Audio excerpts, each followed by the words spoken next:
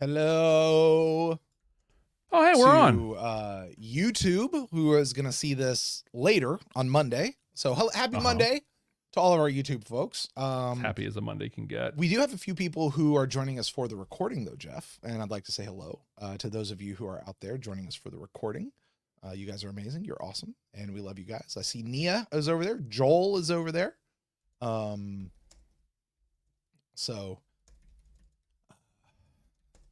a few more. Hey, listen, there we go. This is still new for us. So if you guys are here, drop your name down in the comments if you're comfortable doing that. Jeff and I would love to talk to you. For the folks joining us live, stick around because we had a pretty awesome, I think, Club 65 last time. Yeah. I had to duck out for it, but I edited it and it was cool. You did, yeah, that's right. But we had that, so we'll pick up with your guys' comments and stuff on the end of that and kind of fill up some 65 space with that.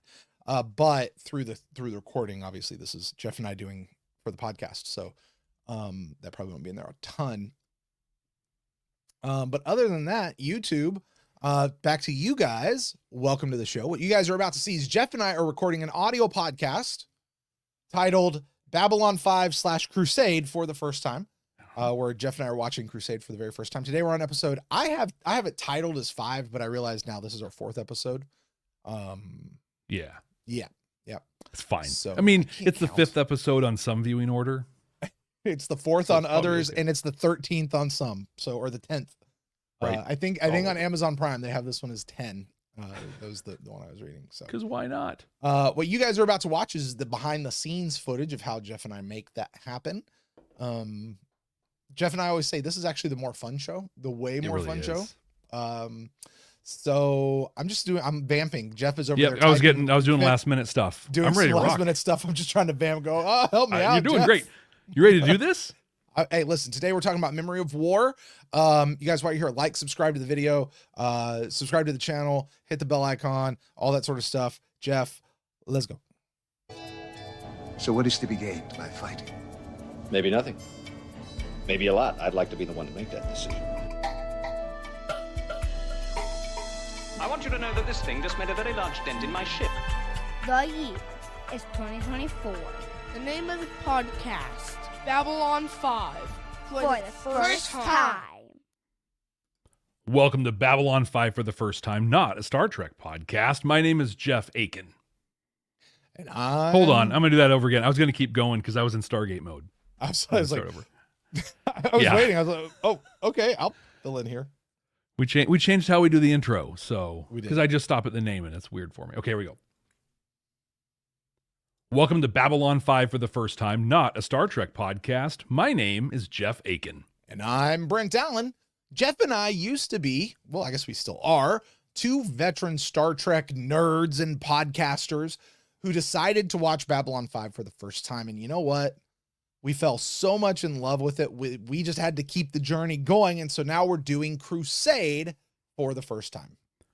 And just like always, we're going to be searching for those deep hidden messages, maybe not so hidden messages that we find in this series. But don't worry. Remember, this is not a Star Trek podcast. So to reinforce that and make us not look for Star Trek messages, we're going to keep our long-running game of 3, the rule of 3. We're going to keep our long-running game, the rule of 3, running. And that's a game where we are limited to no more than 3 references to Star Trek per episode. That's it. 3. 1, 2, 3. No substitutions, exchanges, or refund. And Jeff, what happens if we make one of those references? Oh, people hear their favorite noise in the world. Hey, Brent. Hey, Jeff. Brent, we have a 5-star review. Oh, yes. This one is from Audible. Remember? Shout out Audible. Yeah. Good job on you checking Audible, because that doesn't just pop in our feed sometimes. Exactly. I was just thought, there's a couple on there we have to catch up on. This one's a very recent one. It's from Vatrace. And Vatrace says, I recently came across this podcast and have absolutely loved joining Jeff and Brent on their journey. Having a deep base of sci-fi knowledge from another great show that treks across the stars does help them with some of their theories, but also adds an extra flavor where Babylon 5 can subvert their expectations by doing things in its own unique way.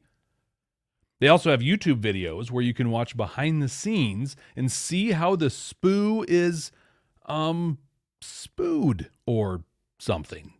Not sure what you call that, but anyways, definitely rate their show as 65 Delta Furies or White Stars or whatever they are. All right. Vitrace, thank you for that. Jeff, this is such a special review. It's amazing. Because there's so many references buried in here that if you've been a fan of the show for a while, if you've been watching the show, then you're going to know exactly what they're talking about. But if not, you just read over it and have no idea. There's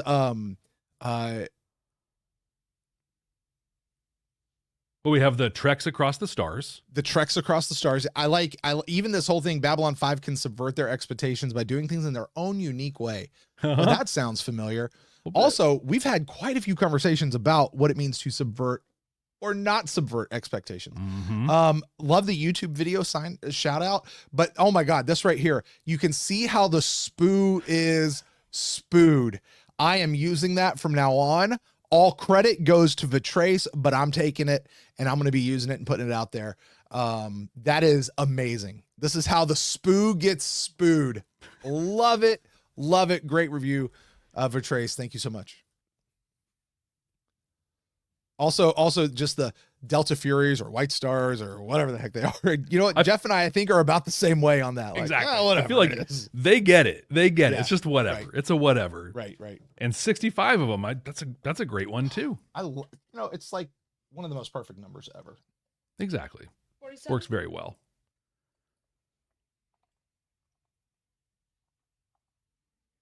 I have my, sorry. Hey, YouTube, guess what? I have my, stop. I have my manservant bringing me drink and refreshment. All right, shoo away, manservants. Sorry. Wow. The instructions were quietly and don't get on camera. Strikes 1 and 2. All right. I'm so sorry, Jeff. Where were we? It's all right. We're going to the Oh, there it is. I see. Yep, I'm with this. Jeff, phenomenal review. I'm all for it. We love reviews here at the show. We love our games, the rule of 3. There's another game that we like to play at the end of the show that is quickly coming to a close, where we try to guess what next week's episode is going to be about based on title alone. This is the part of the show, though, where we revisit our predictions from last week and see just how close we were. So, Jeff, what did you think the memory of war was going to be about, and how close do you think you were? I thought this was going to be a Matheson episode, and we were going to get the memory of the telepath war. Completely off, and my expectations were actively subverted because one of the first things we saw was Matheson coming onto a screen, and I was like, oh my gosh, it's going to be, nothing at all. Not at all. Not at all close. No. What about you? What did you think it was going to be? And I said to be somebody dealing with PTSD, or that we would be back to the Drock, and there's some callback and fallout from the Vorlon Shadow War thing from so long ago. And we said the word Drock a few times in the episode, but that's about it. That is about it. Closer than me. By that much. Missed it by that much. A lot of you probably have no idea what we're talking about, or you're wondering, like, is this that episode that I thought it was? I mean, it's one that has Matheson in it, right? So is it the one I'm thinking about? I don't know, but you are about to find out because Brent is about to lay on us a recap of the memory of war. Hey, stop me if you've heard this one before. There's a strange planet down there that's unknown. It's dangerous, and the crew has heard nothing but rumors about it. There's a prophet-like character telling the captain, if you go there, you will die. It sounds so familiar, doesn't it? I just can't quite place my finger on it. Oh well, that is exactly what's happening here, though. The Excalibur is in orbit of a planet where all life has died out. But the strange thing is, there's no signs of war, natural disaster. It's almost as if they were all wiped out by like a plague or something. Perhaps if they could figure out what happened there and what they already tried to do to stop the plague, even if it was unsuccessful, it'll put the Earth scientists way ahead in the game of trying to come up with their own cure for this Drock plague thing that we got going on. However, Galen is around, flashing all the warning lights, the klaxons blaring, red alert, danger, danger, Will Robinson, danger, danger. And nobody listens, and for all of his efforts, Galen is offered a front seat on the shuttle down to the planet. But he says, no way, Jose. Down on the planet, the crew is setting up their base camp, and, well, wouldn't you know it, people start behaving kind of weirdly, and more weird stuff begins to happen. And just like that, this episode turns into a horror episode. And this one has it all. There's mysterious sounds coming from behind that crate over there. There's a woman screaming like she's in an old Hitchcock film. People alone are feeling like they're being watched. Ghosts are jumping out of the shadows and killing people. There's mysterious writing on the wall. Back up on the Excalibur, the Doctor and Galen are checking out the victims of some of these ghosts. Turns out it actually was a virus, a manufactured virus, a nanovirus. Little tiny nanobots even have the signature of, wait for it, a technomage. Well, this sends Galen into a full-on frenzy, and having lost all fear of the planet down below, he flies down to deal with this rogue technomage alone before the virus can take hold of everyone else who is down on the planet and causes them to start acting like it's the Purge.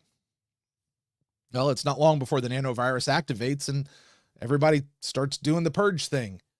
No worries, though. Galen knows exactly what to do. And he identifies and goes straight to the source of the virus like he's got some sort of divining rod. He runs into a fellow technomage, sorta. Actually, this guy's like an artificial life form built from those nanobots, and he looks like and lives like a technomage. It turns out he's actually like the source, the sort of the CPU of the nanovirus, sending them constant instructions. And now that he's been awoken again because of their arrival down on the planet, he's determined to stay alive and stay awake, which can only happen as long as the killing continues. And then, as Galen begins to monologue, the guy disappears. Kind of in the same way Galen disappears whenever Gideon's talking to him. No matter, though. Gideon quickly goes to a room where there's this big machine thingy, and I guess that's what the guy is now over there. Gideon and Darina turn up, and they're pitted against each other as if they're going to shoot each other, which, you know, once one takes a shot at the other and one might get hurt, that really pisses Galen off. And so he reaches back, lets out a guttural scream, and throws his staff in slow-mo all the way to the computer structure thingy, and it goes boom. And so much for the technomage virus. Back on the Excalibur, Galen is lamenting the loss of his staff. Seems it was pretty important to him and kind of a part of his identity as a technomage, kind of more like a control stick almost, is something. We're not really sure exactly what all it is. And it's about that time that a very dirty and disheveled Darina comes around the corner. You see, she went back down to the planet against orders and found a stick. She's a good friend. And if you think that's where this ends, well, my friend, you would be wrong. Turns out this episode was running a bit short on time, so we had to add a few extra scenes. So here you go. Gideon and Darina, they have a big powwow. They hug it out. The Doctor, her name's Sarah, by the way. I still haven't caught her last name. I'm sure Jeff has. Brent hasn't. If you're new here, that's nothing new. So anyway, Sarah has some fun news. You see, after all those nanobots got deactivated because the thing blew up, she was able to go down and just scoop a bunch of them up with some buckets and brought them back with her. And she's invented this inhalable prophylactic against the Drakh plague. That's not a cure, and it's not permanent, but it will help stop folks who are uninfected from becoming infected.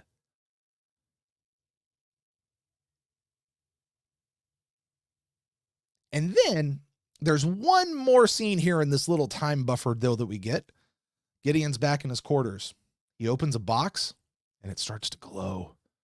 And he begins to have a conversation with someone talking about the temporal Cold War or something like that. Oh, no, wait, sorry, wrong show. Honestly, we know absolutely nothing about what's going on with this thing or who that was talking or what's going on, but all we know are two things. One, the voice says, don't trust Galen. And two, Galen this really awful taste in music. Jeff, what were your thoughts on The Memory of War? Well, this, Brent, was a Star Trek episode. Original series Star Trek episode. There was like 8 of them where it's all like, oh look, there's a computer here with old instructions, and it's either keeping people under the thumb or killing them or whatever. That's all this was. And the thing is, and I don't know if this is a popular opinion or not, but most of those episodes, they weren't very good. Mm-mm. And this one falls into that category. Mm. This is the 4th episode we've watched, so we're almost a third of the way through this series. Mm-hmm. And this is the first stinker that I've watched, and I think those are pretty good numbers for a, season 1 thing. But we did get a couple things out of the episode that stood out to me. Jeff, if I may, so Yeah. what you just said is 4 episodes in, 3 episodes have been really good. Yes. Now, you and I have been around 90s sci-fi long enough to know if you get 3 good episodes in a full first season, That's amazing. that's a good ratio. And you're Yeah. saying we've had 3 good ones at the beginning. I fully agree with you, by the way. Let's buckle in because I hope we get better. Sorry, go ahead. I interrupted. Nowhere to go but up. But no, I honestly, like, a good thing out of this one, I like Gideon even more. Like, every time I see him, that character is so great. Gary Cole plays him amazingly. For the first time, I liked Dorina. I liked her in this episode. I kind of understood what she was doing and her purpose, and it was cool. I liked learning. Every opportunity we've had to learn more about the techno mages, I've liked. This is cool. I've enjoyed it. It seems that the techno mages, and Galen specifically, might be more machine now than man. But ultimately, like, between the Catherine Powers level pacing, the freaking soundtrack, and Max Eilerson, I couldn't with this one. But if I had to sum the whole thing up in one phrase, it would be from the closing scene, and it would just be Mecca Lecca High, Mecca Heiny Ho. Am I wrong? That thing was totally like the zombie box. Yeah. What did you think about it? Jeff, you know what? The Memory of War is something I'd rather forget. Well said. Much like that one guy from like the first 11 episodes or so of season 5, I would just rather never remember this particular memory. I'm not sure what you're talking about, but I'm sure it's very important to forget that. Somebody might. I'm not entirely sure. Anyway, Jeff, you're absolutely right. Look, this could have been any season 1, bottom of the barrel season 2, maybe an incredibly weak episode of a season 3 for any 90s sci-fi show out there. There was nothing that was specific to Crusade or the Babylon 5 universe about this particular episode. I thought it was rushed. How Galen, we spend 20 minutes of the first half of the episode, 25 minutes milling about, getting down and setting up base camp. And about the 26 minute mark, all of a sudden they figure out what's going on up in the ship. Galen shoots down, knows exactly where to go. He's not having to search for this guy. He knows exactly where to go. He's right there. They have a quick conversation. He turns around and all of a sudden he's this big machine. And there's 20 seconds of a tense stare off. And then the entire answer is he's going to throw his stick at it in slow-mo. And that's supposed to resolve the whole thing. Oh, and the show still came in 6 minutes under, where we had to add a bunch of stuff there at the end. Like, what? Yeah, not the greatest, not the smartest. But here's the thing, Jeff. To your point, 3 episodes have been really good. I will say this. This is by far the weakest episode. Spoiler alert if you guys don't know where this is going to go on the ranking later on. Okay? Right. But this is the weakest episode we've seen so far. This is not, however, the weakest season 1 sci-fi episode I've ever seen. I can agree with that for sure. You know what I mean? Like Mhm. even though it's not the best of the 4 that we've had so far, it is not as bad as it could have been. I 1,000% agree with your comparison back to Star Trek with the computer thing. We've seen it. It's all been done before. They didn't add anything new to that mythos or that plot line or anything. They still did it kind of okay. Like, It was okay. It wasn't offensive. Let's put it that way. I agree with that. I never got pissed off watching this episode. I just got bored. So how about those messages? Would you? I mean, those. Like, I think. Go ahead. No. I think there was a couple things in Sure. here, and like this, there was a really the very opening scene of this I enjoyed immensely, where Gideon's just watching TV, right? We're getting an ISN broadcast reminding us of the stuff going on. But man, first two things they did. One, Pope Bernadette II. I loved that she's the second, because that means like she's not the female first. pope. Yeah, female popes are just a thing. Like, I think that's so cool. That got mentioned back in. I was going to say, you remember this is not the first time we've heard of a female pope. Exactly. Yeah. So we got it. But I also loved that they said that the Pope had called for a day of prayer and fasting for people to trust in science and help the doctors find a cure. Like, literally, you don't get more Catholic than trusting in science. I'm not being sarcastic at all. Like, the Catholics are, look at the Jesuits. Look at Pope Francis. He has multiple doctorates, including one in chemistry.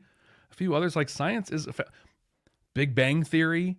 A lot of the genetic theory stuff that's out there, those are Catholic theories that Catholic monks and scientists came up with.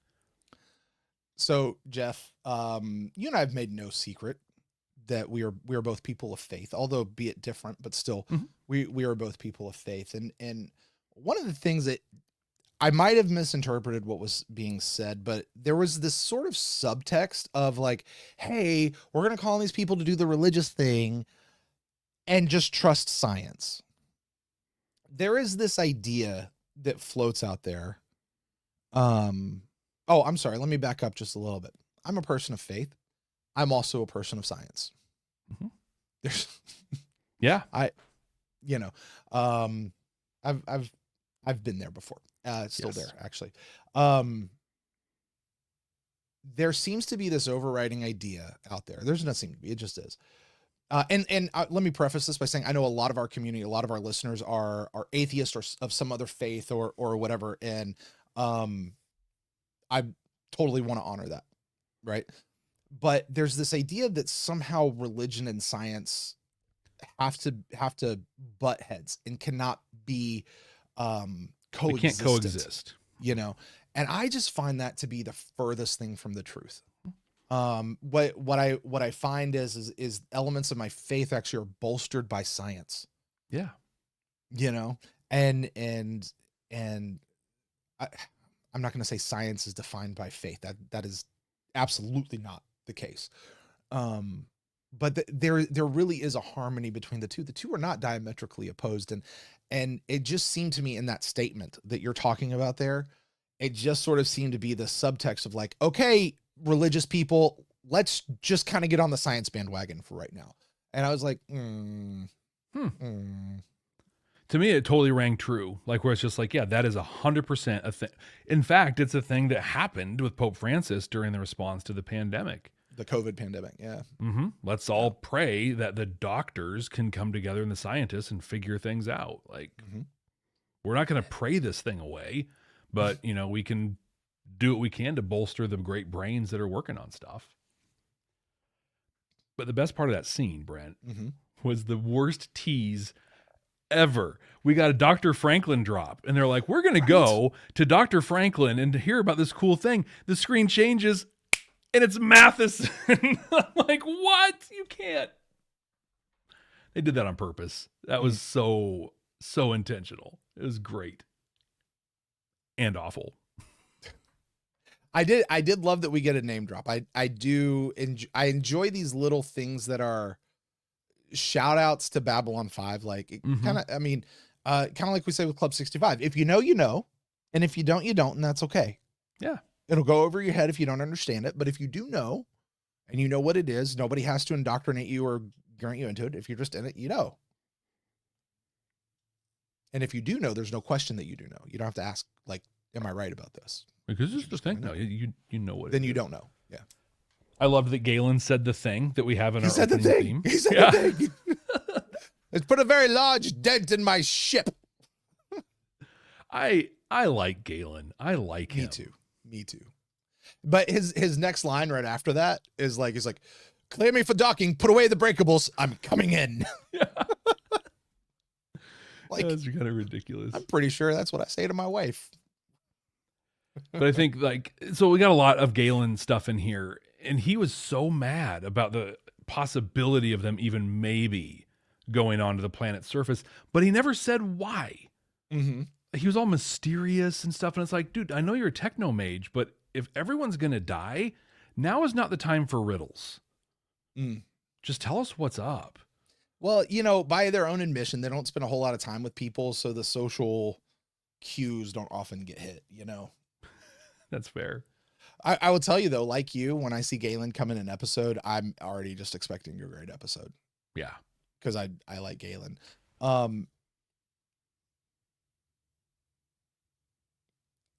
At the same time, though, to your point, stop with the riddles. Just tell us what's up if this is... It's probably a good idea, though, at this point where you and I are in the show. Now, let's assume that the order that we're watching in is the correct order and is the chronological order by which events happen in this universe. Okay. You and I know there's some trickery with that, but humor me here. Given what's happened with Warzone, Call to Arms, Long Road, especially Long Road, probably a good idea right now to just listen to the Techno Mage. Yes. You know what I mean? Just listen to him, but human pride and human hubris just won't allow it. Although, you know? I mean, yes, but also, God, again, Gideon was so great because Gideon was basically like, I hear you, Galen, but the risk is too, like the possibility of the reward is too much. We're going to go. Like, I hear you. Mm-hmm. I'm just not going to, you know, I'll take into account what you, and I liked the scene after that where Gideon was with Matheson and he's like, here's the codes, here's the stuff. And Matheson's like, you're taking Galen pretty seriously. And he's like, yes, I am. And I thought that kind of made everything work in a way where it makes sense for Gideon to say, we have to take a risk if there's a possibility of a cure. That's our whole I have mission. a complaint. I have a complaint about what you just said, though. Okay. Not what you said, but regarding yeah. what you just said. Matheson. I have a complaint about Matheson. We have done absolutely nothing with Matheson's telepathic abilities. Right. Do you think at this point we could have maybe gotten some insight that, hey, Cap, Galen's kind of freaked out right now. Like, he's legit, like, give me some Deanna Troi kind of captain. He's not joking right now type of empathic, like, just give me something with his telepathic abilities, because they said that he's a telepath and he's following some new rules, but they haven't done bupkis with it since. They haven't done anything with Matheson, period. He's been on screen, but this is my, let's go. Let's open this complaint up. Matheson seems to be a very interesting character, right? Mm-hmm. Telepath. He's got a Bluetooth in all the time. You can at least have a running gag of him talking to somebody on that thing and people missing it. Like, just a running gag of it, you know? Something. But I look at that and I'm like, hey, they've done nothing with Matheson. Captain Lockley is in the opening credits and we have not seen her at all. Listen, our community promises she's coming. Mm-hmm. They promise she's coming, but you're right. We haven't seen her yet.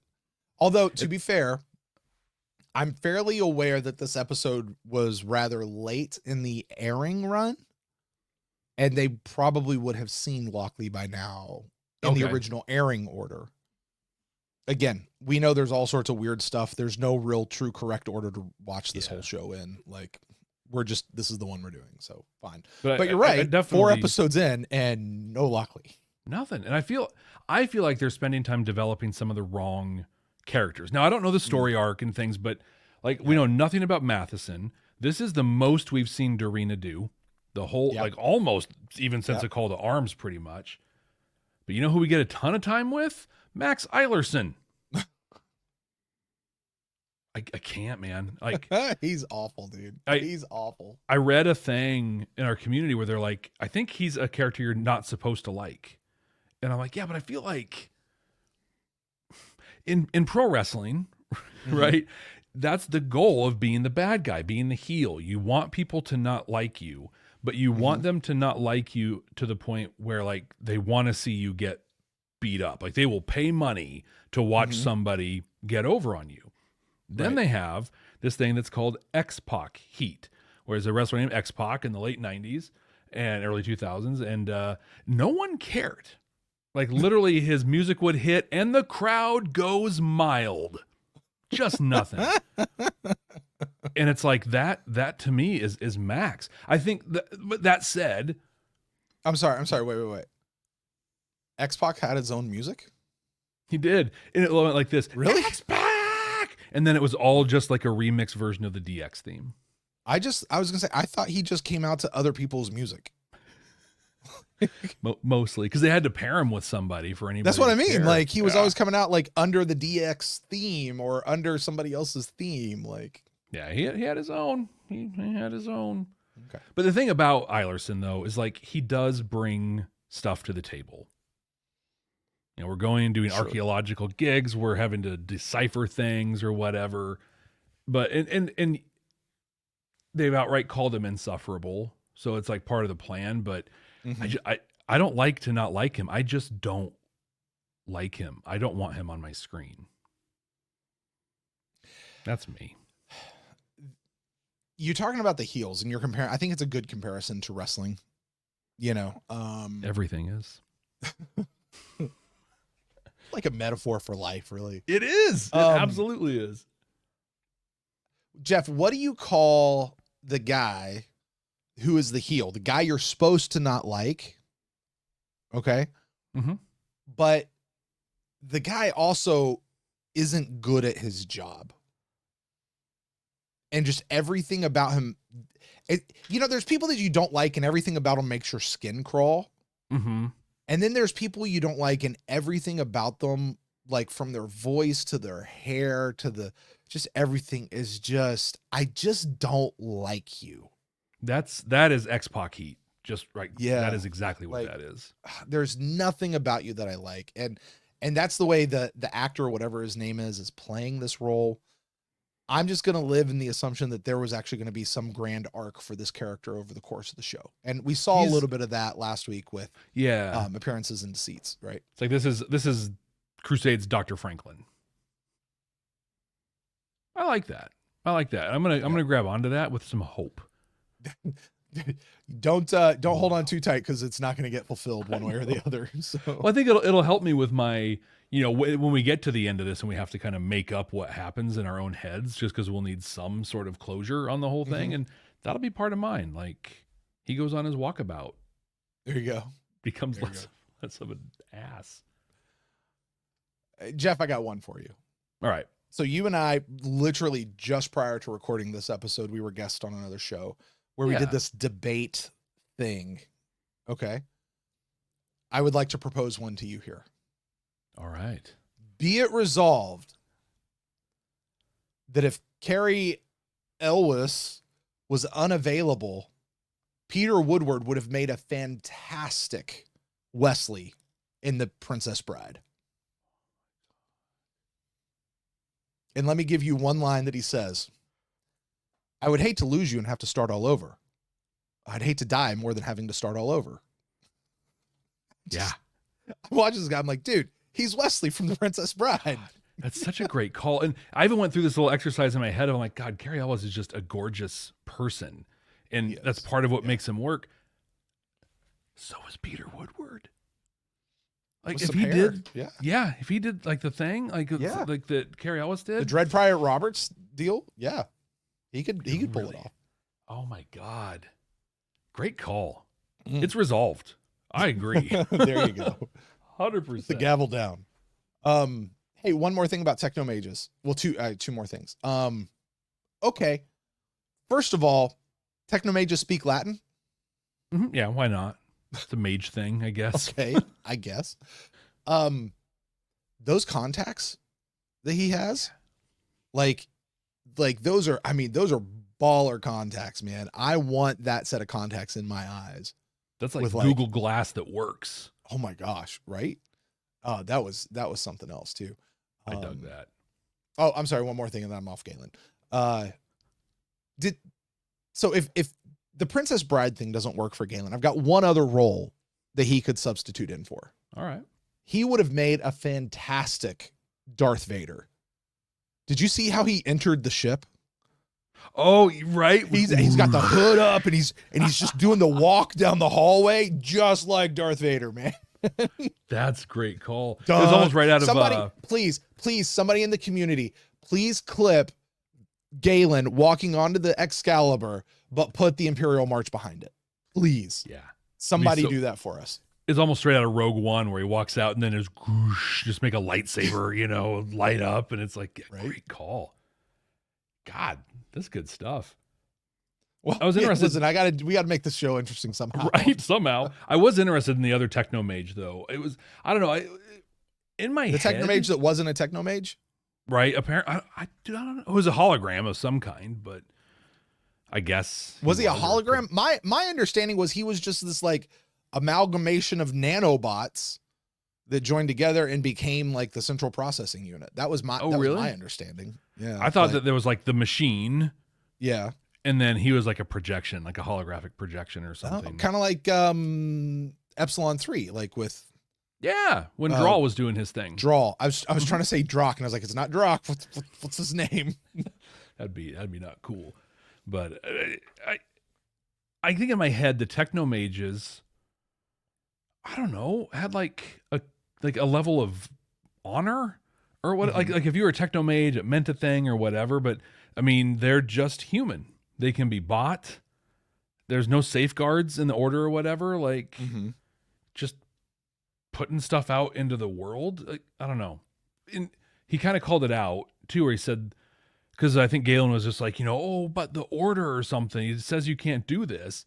And he's like, the order says a lot of things, does some of them, and believes in less. I thought that was interesting. It's as idealized as I have the Technomages in my head. This is starting to add that level of like prequel Jedi realism to the whole thing. I was interested on the Technomage conversation near the end when Gideon was like, dude, you threw your little stick. Like, that seems like a pretty big deal. Right. And what did Galen say? Only a Technomage can destroy another Technomage's work. Energy responds to energy. My question, Brent, be it resolved. Wouldn't a nuke have taken that thing out too? Well, but Sheridan was off doing other stuff. You can't do it unless Sheridan's around. That's there. We learned a new word in this one today. I loved it. Technomancy. Technomancy. That's a great word. I like that word. Also, Galen's jacket, like with the peacoat buttons and the way it was folded over and the hood and the leather with the cloth textures, man, that's a kick-ass jacket, dude. That's different than what he's worn in the other episodes we've seen him, right? Seems like it. It seems like it. We'd have to go back and look. I've never paid attention to it like I did in this particular episode. Because, you know what? I was distracted by good television in the other episodes. This one I was looking at his costume. Like, there's got to be something to look at. Right? This was a good Galen episode. This was a Galen episode. Oh, okay. You don't think it was good for Galen? Good for Galen. Sure. Yes. I'll give you that. Yeah. I'm not saying it's a good episode. I'm saying it's a good Galen episode. Right. Which kind of takes us to the end of this, just to take the Galen and Technomage stuff to the end. So Jambi tells Gideon to not trust Galen. Curious what that's about. And I'm more curious about what this glowy box thing is. It's a viewing order thing, right? This, I'm sure somewhere else we'll find out what it is. Jeff, the first thing I texted you after watching this episode was, for the first time, I feel like the order in which we're watching this is biting us in the butt. Because I feel like we should know what that thing is now. This does not feel like, hey, we're going to introduce this thing to you. There's been this thing that's been happening with Gideon, and we're just now going to show it to you out of nowhere. Although that would totally be a JMS thing to do. But it just doesn't feel like that. Like it feels like we should have known what this thing is. I know I've seen people's comments saying if you'd watched it in a different order, you'd be more familiar with what it is. Fine. We knew that there'd be issues like that, but I really, what's in the box? What's in the box? Do you have a theory about it? Or a guess or a hope or anything? I mean, could it be another Technomage? Maybe. Could it be a Drock on the other end of that thing? Maybe. Gideon in the future? Oh. I mean, reaching back, maybe. Like they could put anybody in there, probably with the exception of Sheridan or Michael Garibaldi. And okay, that's who it is then. Like, here's the big question for you. Do you think in the 13 episodes we're going to get an answer to it? Not at all. Yeah, I agree. Not at all. Not at all. I hope that JMS has at least somewhere like said this is where it was going to go, this is what it was going to do, or not. If he ever plans on like going back and redoing the show, which I don't think he does. I don't think he does. And he should go back and finish this one. Like, I know we keep wanting to reboot Babylon 5, and Babylon 5 is a show that is worthy of a reboot if done well. Maybe. But you could go do Crusade today, and you'd probably have a really good show. You could start at 0. Forget everything that's out there. It's only 13 episodes. Just call that the lost, whatever, and then just do it over again. I am anti-reboot. I've said this before. Yeah. It's fine. But I'm not anti-Babylon 5 reboot. I'm anti-reboot. I just in general, let the thing be its thing. But yeah, do Crusade for goodness sake. It's a great idea. It's been mostly a good show. Yeah. So can we talk about Gideon losing his tech? Because we're kind of now there at this part of the show. He takes that staff and he throws it in. And again, this may be something that is more a product of the order in which we're watching it. But I feel like that would have meant a whole lot more to you and me as a viewer for the first time. And it would have been way more climactic if they had set up all that, all that information that Gideon just expo dumps on us at the end of here's how important it was to me. If they would have put that earlier in the episode, even just within the context of this episode, put it there, let us know that this is really super important so that when we see him doing this thing where he's checking, because really it's just, oh, my friends are here. I'm really mad now. And it blows everything up. And you're like, really? You threw a stick at it and it's going to blow the entire thing up. Like, really? If they would have set that up, it would have made a lot more. I think it would have had more of an impact as a scene than doing it on the back end.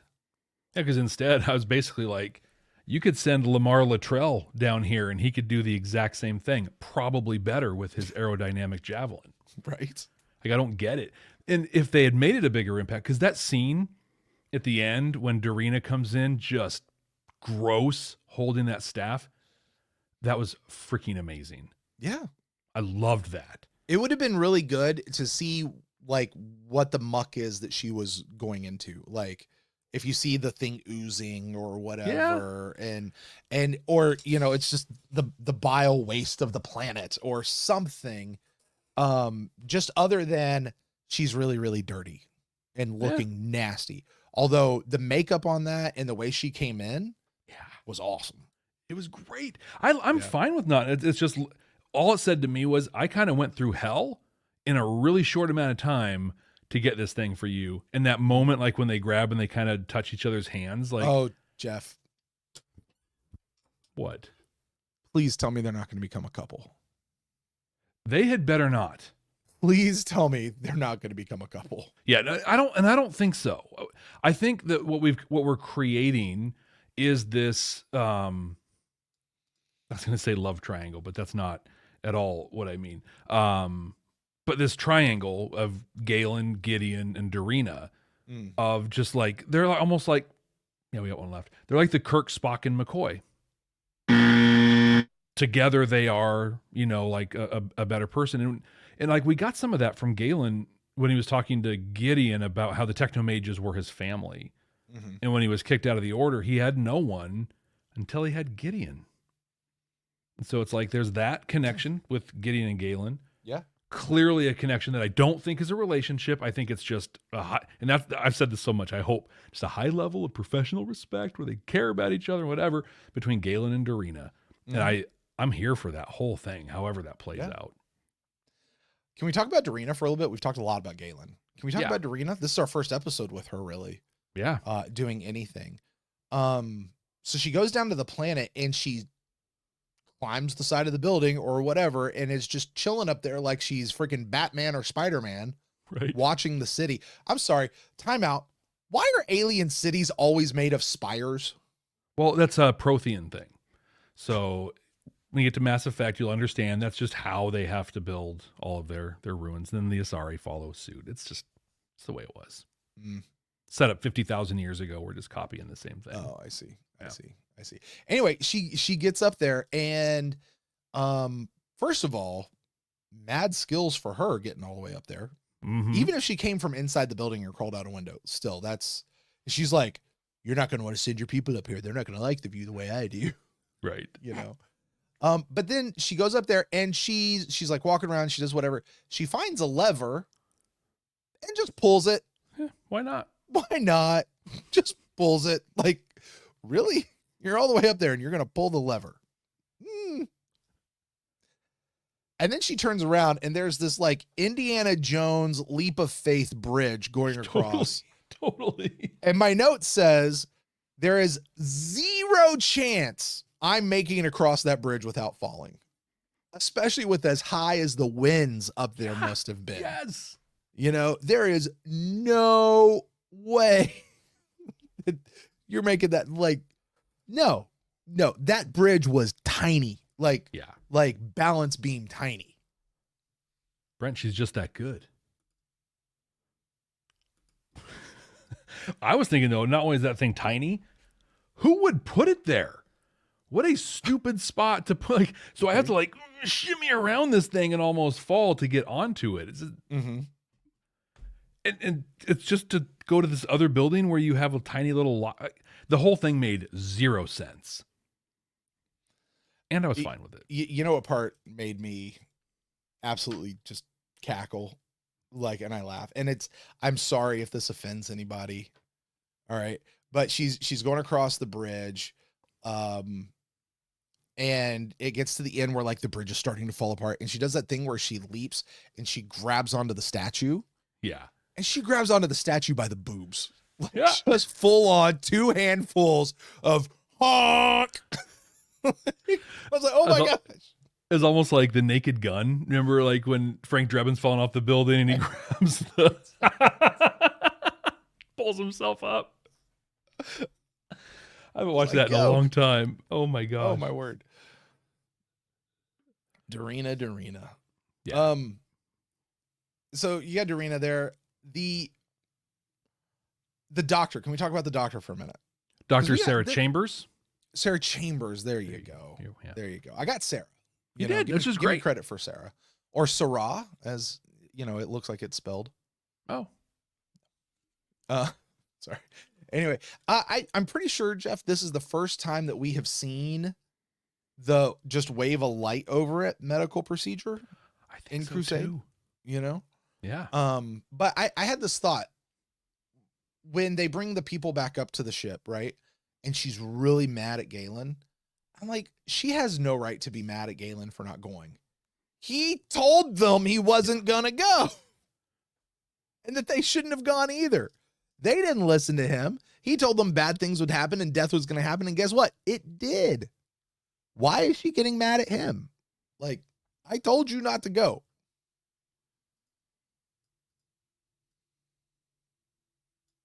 I thought I had a note on that. I'm just looking.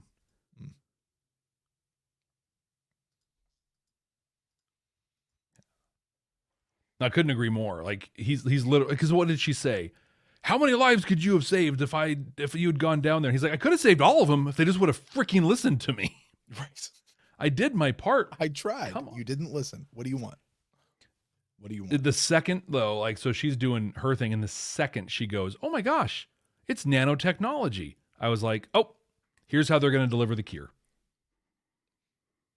And I actually like that it's not a cure that she developed. It's like a halfway point sort of a thing. Right. It's it only works for 48 hours and you can't take it.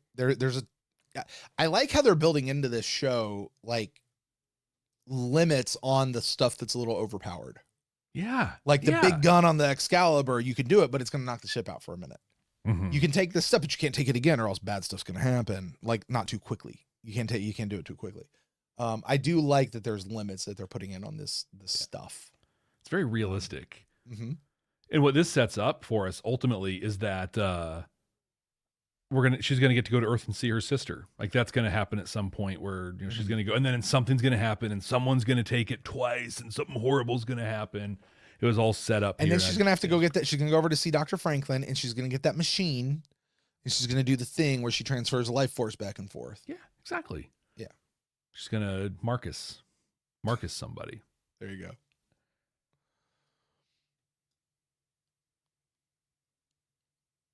But I loved the scene when she shared the nano, the vaccine sort of thing, the prophylactic, with Gideon. Because Gideon's like, he was totally like Jack O'Neill, where he's like, I have no idea I don't understand a word you're saying here. Right. It sounds really smart. But he's just like, this is major. This is huge what you've done, and you should be very proud. Yeah. Like that moment, that was like a shining leadership moment for him. I thought that was beautiful. You know what else I liked? And I honestly do not remember why I made this note, but here's the note, Jeff. Maybe you can figure it out. Okay. Gideon is going to follow a friend into hell. Galen. When Galen comes down, because he's going to follow Galen into hell. Like he's going to follow his friend into hell. Like I like that about Galen, I like that about Gideon. Like I agree, he's that kind of guy. I've two last substantive notes. One of them I just have to share because I like making my references to other things. Yep. And this is a reference to The 100. The excellent 7-season show that aired on the CW some time ago, but there was in the 6th season, I think it was the 2nd episode of the 6th season, they were on this planet and there was this red sun eclipse thing that happened that made people go nuts, violent, and try and kill each other. This felt so much like that. And I was like, oh, look at that. It's the red sun thing, which is kind of cool. And Brent, the soundtrack, did you have thoughts on the soundtrack in this one? Well, this one, we've typically heard this like sort of futuristic keyboardy. Felt like we almost had like an Asian feel at one point, and this week we got the African beat coming into it. Okay, yeah. So it's very worldly, but Galen's music choice is awful, dude. I know. Like, sorry, if that's your style of music, more power to you, but it ain't good. He's got to clean up his Spotify algorithm. But I noticed in this episode, there were quite a few scenes that had no soundtrack. And it was beautiful. It was so good. Like when Darina was walking across that little high wire thing, it was just quiet. And I'm like, I could watch this for an hour. You know, there is a way to use silence effectively. You know, there is a way to artistically use silence. There's also just a thing of going, hey, you probably should have put some extra sounds in here. Something. Not just been silent the whole time. But I could see what you're talking about with Darina like way up top. And I mean, because it's the sereneness of that, right? Exactly. Yeah. I get you on that. I'm with you. I've gone skydiving before, and like when you're up there, and that's to me one of the most magical things about it is after you pull the chute, it's just a level of silence that like you can't comprehend until you're in it, and it's amazing. I always felt like it'd be really loud. When you're free falling, it's very loud. It's almost impossible to breathe. They tell you that like if you fell and your chute didn't open, you'd die before you hit the ground. 100% agree with that. Like you generally free fall for like 60 seconds. And if it was 62 seconds, I think I would start to die just from panic because it's hard to get that breath in. It's so loud. It's flapping you in the face. Like it sucks. It hurts. It's uncomfortable. Just personal question. How long are you in free fall before they pull the chute? 60 seconds. You're in free fall for 60 seconds. Mm-hmm. And then they pull the chute. Yeah. So you're up on the plane. Yeah. And that joke, right? You know, why would you jump out of a perfectly good airplane? Well, where I skydived, that was not a perfectly good airplane. But you get, it might be the safer way down right now. Exactly. You get up to like 15,000 feet and you get to the door and then you poof, and then you start a 60-second timer. Interesting. Yeah. All right. And then just they pull the chute and magic. It's pretty great.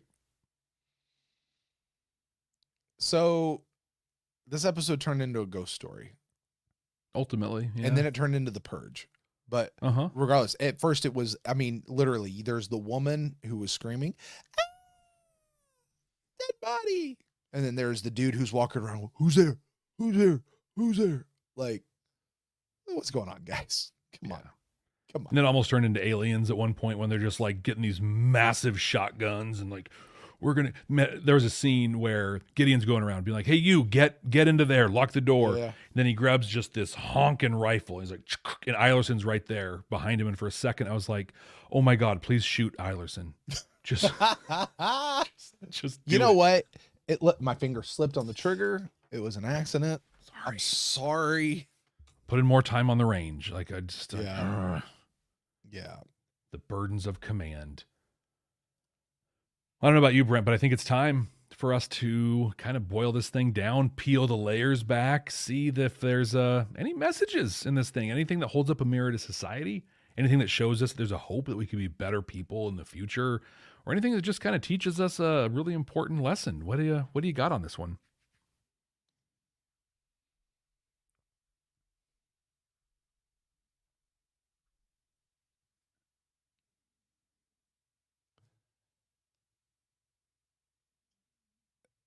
I want to start with a message that I completely reject.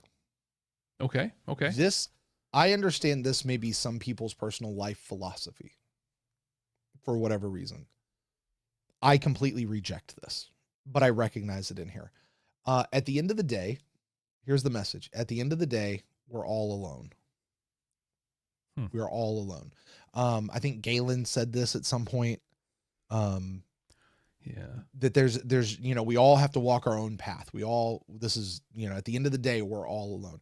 And I don't want to dive too far into that, but I just completely reject that idea. I don't find that as a message, that is true or valuable or helpful. Just want to put that out there. Anyway, I did like this one though. And I thought this was, more showing rather than telling. Galen goes down to the planet. Prior to that, he's kind of freaked out by the planet. Some worlds are good, some worlds are bad, some worlds are healthy, some worlds are unhealthy, some worlds are safe, some worlds are dangerous. That world is a bad, dangerous, unhealthy, I think he said disease-ridden place, and I'm not going there. And he's scared. Yeah. Galen's scared to go down there. But as soon as he figures out, no, this is another techno mage. It's not bad. It's not unhealthy. It's not dangerous. This is another techno mage, and I can handle a techno mage. Jeff, sometimes bravery comes from knowledge. When you know what you're doing, I can run in and go do it. It's not a big deal. My knowledge of it, the scary thing, more often than not, is not knowing. The scary thing is not knowing what to do. I got to tell you, in my house, we started having, this is a result of really hot, humid summer and air conditioning that works really, really well in my house, like really well. And insulation right behind some of these walls back here that has fallen down. And when hot and cold meet in humidity air, that creates moisture. And right now there's some moisture back there, and this whole room up here is going to get jacked up soon because it's got bad stuff growing back there. You know, don't worry. It's okay. I'm not up here very long, or I'm safe. It's fine. But when we first kind of discovered this, I really was kind of frozen with I don't know what to do. Yeah. You know, I just, well, who are we going to call? What are we going to do? I'm like, my wife is asking me, I don't know. Like, I'm kind of scared to go figure this out because I have a fear of what this could mean. And, you know, it turns out I wound up calling somebody in who knows what they're doing with this stuff. And they came in, they're like, yep, you have this. Here's what you need to be worried about. Here's what you don't need to be worried about. And here's how we're going to fix it. And here's what this looks like. And here's how we're going to pay for it. And here's this, that, and the other. And you know what? They walked me through it. And I was like, cool. Now I'm fine. Bravery comes from knowledge. That's the message I got out of this one. I like that. I like that a lot. I got one piece on that, like, oh, we already talked about that. Never mind. Well, I like that. I think it's a great message. Well, Jeff, I do messages on a week like this. You, my friend, get to add this episode to our 100% completely accurate definitive ranking of Crusade. I don't know that this needs to be a long conversation. Our current top 3 are The Long Road, Warzone, and Appearances and Other Deceits. Jeff, where are you placing The Memory of War? There's what, 13 episodes in this season? Yes, sir. So it's going to be, no, it's not. Not going to make it number 13. You know what? If there was a time to do it right now, it would be it, because I would really be interested to know at what point an episode would be worse than this that would push it up. But I don't know that it was that bad to do. Exactly. I'm going to put it at number 4 because I think Yeah. I imagine there are worse episodes than this. I hope not. I know. I really hope I not. really hope not. But at the same time, I mean, I don't know. I could see it. This is late 90s, early 2000s sci-fi. So that was riddled with problems and all the stuff, right? I got to tell you though, Jeff, I really liked late 90s, 2000s sci-fi. I know, me too. It was so good. We've actually kind of made a thing out of mid to late 90s, early 2000s sci-fi because we like watching. That's where we are. Well, Brent, it brings me a bit of joy to state that that's it for The Memory of War. Mm-hmm. And next week, we're watching an episode called The Needs of Earth. We don't know anything about this episode other than what it is called, title alone. And we love to play the game where we guess what the next episode is going to be about based on the title alone. So, Brent, why don't you go first on this one? What do you think The Needs of Earth is going to be about? Well, what it conjures up in my mind is one of the things we saw in, was it The Long Road? It was The Long Road. The idea of what happens when a need for survival butts up against the needs and rights of other beings. Okay. Oh, okay. You know, my need for survival requires me to do this and do this as expediently as I can. What happens when that bumps up against somebody else's right and whatever to exist, or for whatever they're doing, even if it's not existential to them, you know? It seems to me as you talk about that, like the needs of Earth. Okay, well, the needs of Earth are going to outweigh the needs of whatever else is out there, right? But it seems like this is an idea that this show could come back to and explore in many different ways in several different episodes, especially, here we go. Especially because of the questions we have added. You know, Babylon 5 gave us, who are you? What do you want? And where are you going? Or no. Yeah. Right. It was those 3. We added for Crusade, who do you trust and who do you serve? Yeah. When we can consider those 2 extra questions, we really could dive in. So I think this one's going to be a similar theme. They're going to come across a planet or some group of people that have something that Earth needs to survive. Maybe, Jeff, maybe it's the information that alien who inhabited Wells Yeah. Was like, I know the information you need. Maybe it's that information. I like that. You know, like he wasn't just throwing something out there to get them to stop. Like it's actually that. Maybe it's that information or something. But it's going to be in conflict with the people who have that thing. And Gideon is going to have to decide if the needs of Earth outweigh everybody else's needs. And I feel like this one could be just chock full of messages that we're not going to have to stretch very far to reach. That's my guess. What about you?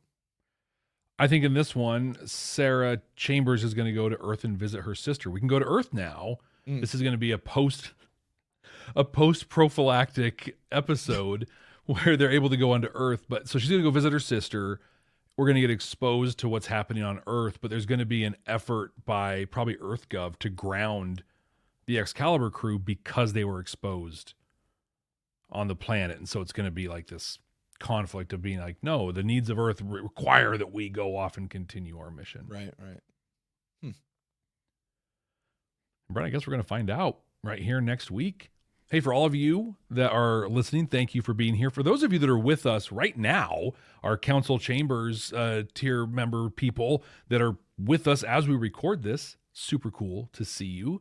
And if you're watching us on YouTube, whatever, thank you for being here. Please like, subscribe, do all this stuff. Leave us a rating and a review. Those ratings, not only do we like to read them here on the show, but they show other people that this is a podcast worth listening to or a YouTube video worth watching. So get those things out there. But the thing you can do that'll help us more than anything else and that we will appreciate so very much is to please share this show with someone who either loves Babylon 5 and Crusade or needs to get introduced to Crusade for the first time. So with that, next time we're going to come together. Jeff. We're going to, yes, Brent, what is up? Hey, did you take my advice? Your advice? Yeah, don't trust him. Trust who? The Vorlons, Jeff. Never trust a Vorlon. But the Vorlons, Brent, the Vorlons taught me to listen to the music. Check it out. Computer. Music.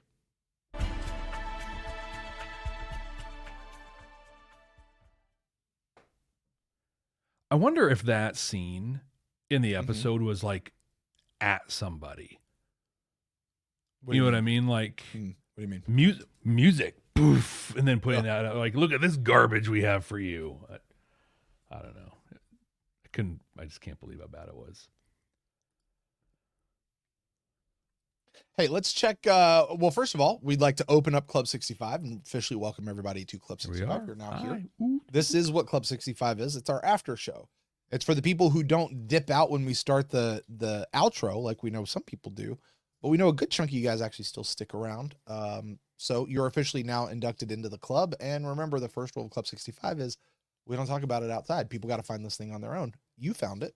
So here we go. Hey, let's check in with our council chamber folks and see what we got going on over there. Yeah, Fabio immediately here recently throwing some shade at me. Says that music thing was against me personally for dissing the walkabout music. Brent, that was objectively bad music.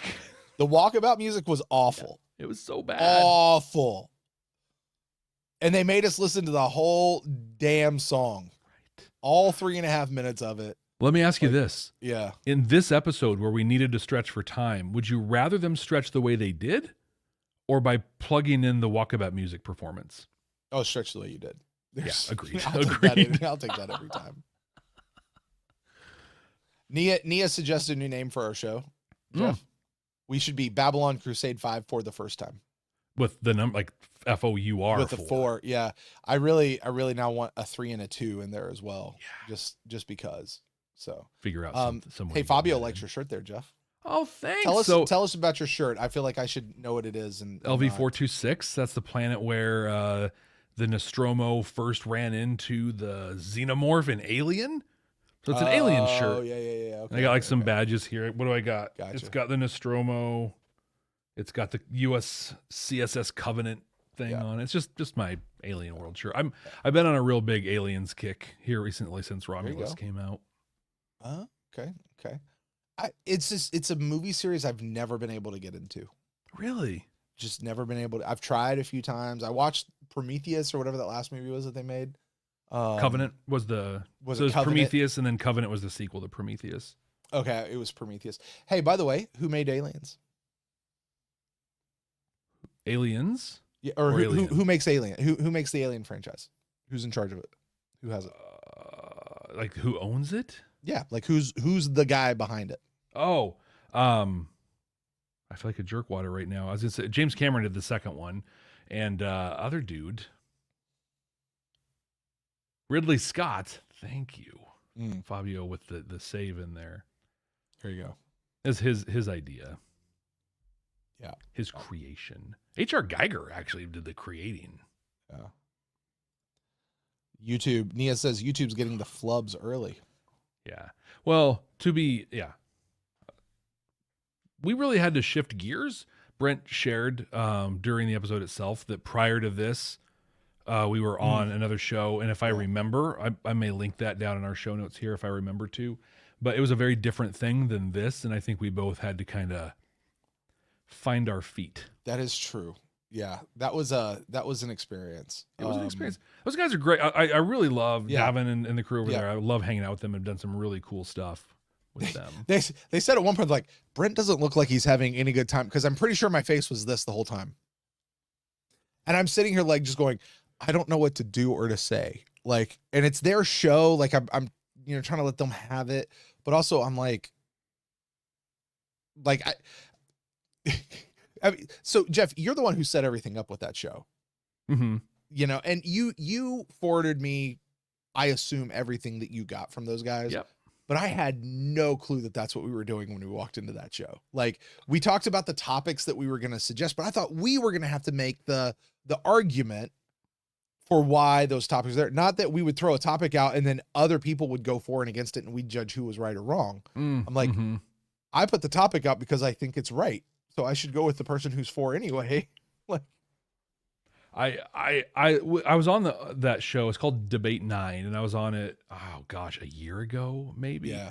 And it was just three of us on there. It went really smoothly. It was a lot of fun. We had a lot of really good, engaging conversation. This time that it one was you did like teams. 4 hours of or something like that? No, so we did a 4-hour marathon ranking the villains in Star Trek. Oh, it's 2-parter. We split it into 2 parts, but like you watch it, it's interesting stuff. It's kind of fun, but like as you watch all of us, we're all just kind of like, oh God, I don't know. C tier. I don't know. Just whatever. What's next?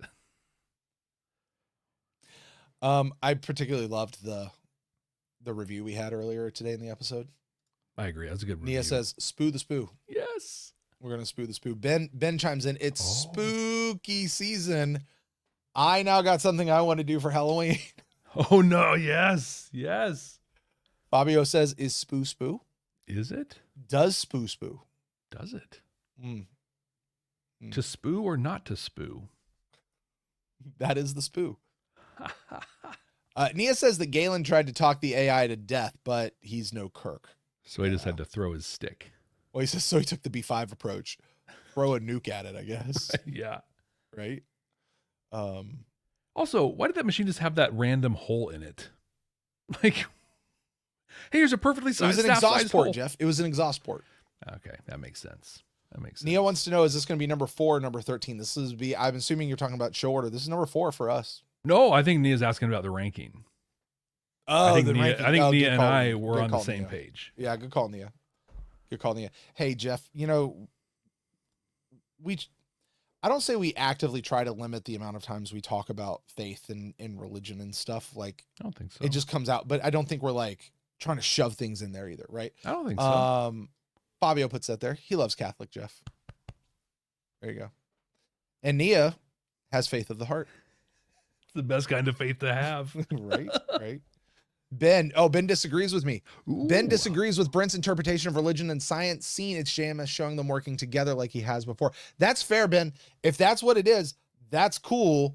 I'm with you on that, because I am like I said, I'm very much of the personal belief the two really work together hand in hand, not like they're two opposite sides of the same coin, but that they're two images on the same side of the coin working together. Yeah, he says the quote, deconstruction of falling stars was, can you put it back up? Yeah. Deconstruction of Falling Stars says, faith and reason are the shoes on your feet. You can travel further with both than you can with just one. That's a great line. Yeah. Great line, Ben. Good job pulling that out. Great job. I like that. Oh, hey, Trekkie Trey is in here. He says, cool. Unless they think they know that they don't know, that it actually they know, but then they know now to know what became is 65. I have no idea.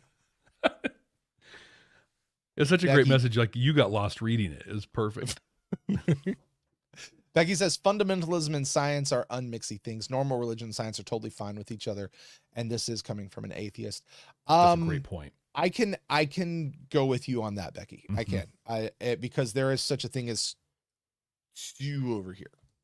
So I think too far any direction in most anything is not good. Yeah, that seems to be like a general universal principle. Yeah. With stuff, you know.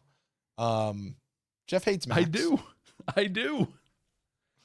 I hate Max a lot. Nia says it took her a few viewings of the whole series to really pick up what was being put down. I don't know. That's Eilerson. Max Eilerson. Is that who we're talking about? Okay. Yeah. I don't know that I'm gonna be. Well, we got 9 more episodes, so I might get that. I get more invested, maybe. Yeah. Ben talking about it says Eilerson is the new Franklin. I think we've kind of felt that is maybe about where we're. Mm-hmm. I think it is incredibly clear Eilerson. There is a plan and an arc for his character, and currently he's in the "we don't like you" stage, mm-hmm. and that's okay, you know. But Ben's also very much right. Whatever the name of the actor is no Andreas Katsoulis. No, not even close. No, and it's a great arc. It worked with Franklin. Like, I went from I would have straight fought him on the street. I would have been like, dude, you and me now, let's go. To like, this guy might be one of my favorite characters on the show. Right. It was a great arc. If they could do that with Max, that'd be cool. Right. Ben says he's now calling that box Zombie from now on. You're correct to do so. Because Brent, I don't think I'm wrong. It's totally the Zombie box. You know, Nia has a great thought for how they could effectively do the Crusade reboot. Okay. Make it animated. Yes. Make it animated. Absolutely. I'm with that. I think we're outside of the show, so we can use our references, right? But I think that Lower Decks and Prodigy have shown us that, like, that's animation is where this stuff belongs. I think Lower Decks has really shown us that animation is not just for kids. Mm-hmm. And Prodigy has shown us that not only is animation not just for kids, but you can have amazing storytelling through animation. By the way, I know I sound like I'm saying it started with Prodigy and Lower Decks, but let's face it, like anime and stuff. I'm not an anime guy. My son is all into anime. The few times I've sat and watched stuff with him, the stories are really good.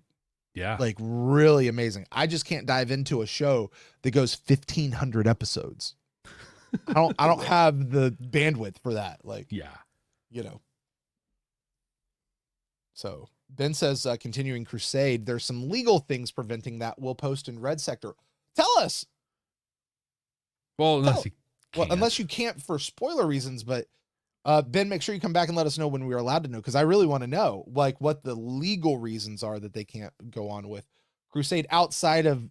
I mean, obviously JMS doesn't own this stuff. It's the studio who owns this stuff, you know, so it's got to be the studio that decides to redo it. Not which JMS. All of that stuff is up in the air right now. So now is the time for us to start the campaign of like, hey, look, okay, the Babylon 5 thing, that's caused feelings, but Crusade, let's all get behind Crusade. That's easy, right? Like, we're all behind No? Okay.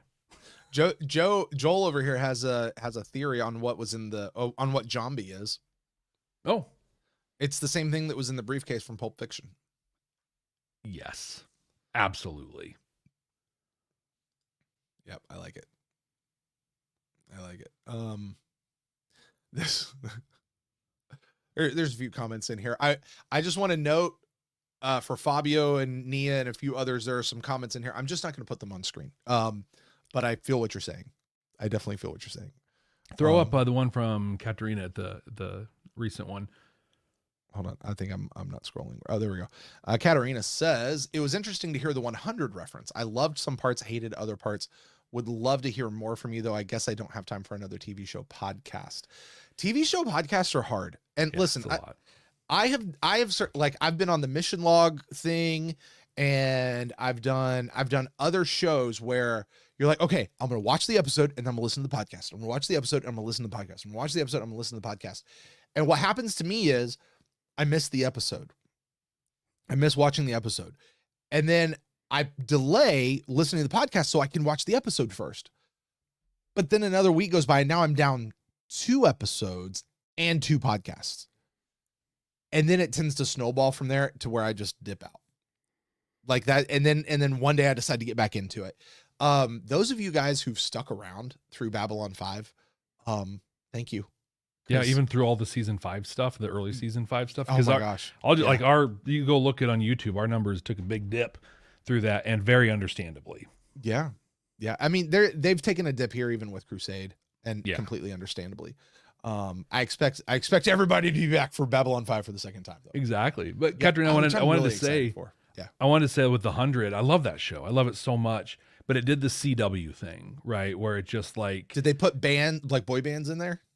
No, but they did. They took like different versions of pop music and like found ways to put it in. You know, like it wasn't obtrusive, but it was just interesting. But they did the thing where they just like they make so many of the characters just so stupid, like unbelievably stupid that you're just like, I want to see that person die now because they're so dumb. I can't believe it. They did that a lot, but the arc of the story was good. I know the 7th season gets a lot of hate. I thought it was brilliant. I loved it. I'm that way with Lost season 6. Are you really? Mm-hmm. Yep. I loved the ending to Lost. I think when you understand what it really was about and what it's really trying to say, I thought it was pretty profound, and I liked how it all came together. I think what happens is most people misunderstand what Lost was actually doing and what they were saying and what they meant by what was going on, because they think it's something else. And it's very much a letdown if that's what it is, because it almost feels like a betrayal to that. I wanted to go back and watch it, because I think for me it was just a letdown, you know, in the time the whole season felt like a letdown. But as we know, when we go back and watch a thing and you don't have that hype of everything, it can come across really differently. But I will just say really quick on the closeout thing on the 100, there was a prequel series that was planned that the season 7 was supposed to kind of move us into, that would have been incredible and amazing, but it got tanked and fell apart. So that's part of why 7th season feels dangly in a weird way. But perhaps I've never watched 100. Perhaps I should do that as a Brent watches thing. Put that on Patreon, should. like as an extra. Yeah, it's a really good show worth watching it. There you go.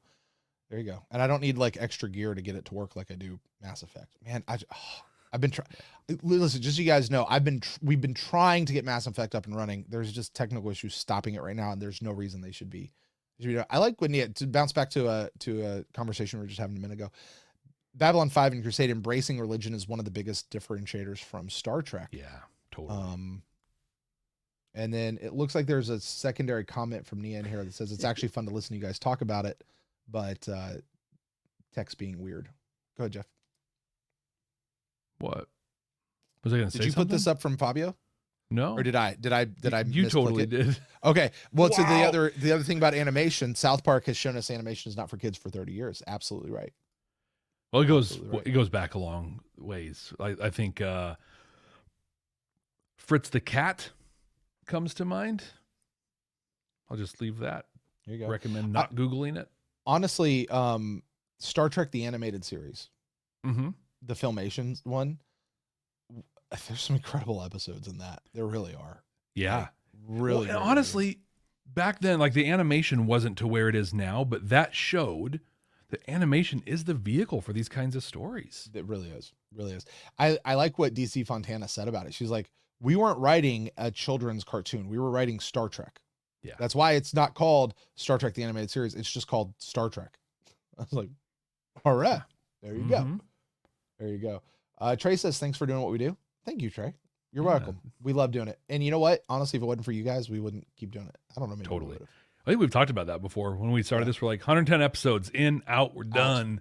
But then we met all of you, and we're like, we got to keep doing this. You know, and Jeff, you said it so well when we were on that other show. The community that has developed around this show, you guys are great. You guys are so phenomenal. You really are. We love you guys. Ben says this. He doesn't know the details, but JMS said he wasn't allowed to put any Crusade-specific references into Road Home. And it seems like we're stuck with what we got, at least for now. I wonder if that's because Crusade was a TNT show and Babylon 5 stuff is owned by Warner Brothers. Is Warner Brothers on TNT? I don't know. But I wonder if it's something like that. Like Warner Brothers was making Road Home. I think Warner Brothers is all of it. Because like AEW Wrestling is on TNT and TBS and all that. And they're moving over to Max, which is a WB. Their deal is with WB and they're going to put them on Max. So I think it's all owned by the same thing. They do own TNT. Yeah. It's probably messy. It's right. As things get. Jeff has made all the WBCW shows references, and I'm for it. Charmed was a great show. I loved Charmed. It was so show. good. Yeah, the White Lighter thing and all that sort of stuff. Yeah, it was really good. Fabio says he's going to send me a new computer so I can play Mass Effect. There you go. Please do, man. Like he needs to play. It's so good. I actually do have another computer. There's the one that I have up here in this room, which is just used for broadcasting stuff. But then I have like a really speaking powerful one my wife got me for Father's Day this year. Yeah. Father's Day, birthday. I don't know, one of those two. That's a great one. I've just got to figure out where to get all that set up to be able to play it. Trey says this, your audio quality is appreciated. Thank you. It is, listen, different shows have different standards, and Jeff and I both come from a broadcasting background, a professional broadcasting background. So we get a lot more anal with it, I think, than most people do, most podcasters do. So yeah. Mattie, you can go check the guest appearance. It'll be out. It's called The Locutors of Trek. Yeah, it's on their United Federation of Podcasts channel. Yeah. There's some good stuff on there. I'm on quite a bit of this stuff over there. Not quite a bit, but like 4 or 5 things. Katerina says JMS replied to a question about bringing back Crusade in Twitter today, and it seems the biggest issue is that he doesn't own it, and so there's no chance to bring it back. I think that's true with even the Babylon 5 stuff. Like JMS doesn't own any of that stuff. You know, like they could pick up both of those shows and continue without JMS and not even give him a phone call if they wanted JMS should do the Taylor Swift thing. JMS's version. Right? Yeah. I don't know what that would look like for TV, but like, no. Anyway, come on, OBS is not hard. Is that in reference to the Mass Effect? Like, bro, just do it. Well, it's not OBS. It actually has to do with getting the Xbox into the computer to be able to record it. And it's the Elgato card. My Elgato card, I can pull it in. It just gives me a black screen right now. I literally just felt the collective gasp from everybody being like, "Oh my God, you're gonna play it on Xbox?" Also, it's fine. Okay. Is there a difference between Xbox and PlayStation or something? PC, Xbox and PC. It's dramatically. There are many opinions that say it's better on the PC. Really? Yeah. Interesting. You can mod it. 2, you got the keyboard, so you can like do different shortcuts and stuff like that for some of the moves and whatever. I've never, outside of like, what was it? StarCraft? Mm-hmm. That's the only like PC game I've ever truly played. I did like Wolfenstein 3D and like Doom, like in those back in the day, but I've never really done any of the other ones. So anyway, bro, we should probably wrap it up. We should. An hour and a half here. Yeah. So, hey, you guys, Club 65, this is fun. I like having you guys here in comments. I like getting to hang out with you guys, even outside of the monthly hangout. So, yeah, you guys are amazing. Thank you guys so much for hanging out with us and joining us. And hey, if you're on, this will go all the way to YouTube. Yeah. If you want to join us live, head over to patreon.com/Babylon5First. and you can get some more information about how to be one of the people that join us here. It's on our council chamber tier. So, which we need to add that. We need to update that eventually. We do. Anyway. You're right. We need to update a lot of the. Yeah, this is more work. That's due for an entire. We got to go back and scrub the whole thing. Anyway, all right. Hey, we're gonna get out of here. Thank you guys so much. We'll see you later. Bye. See y'all.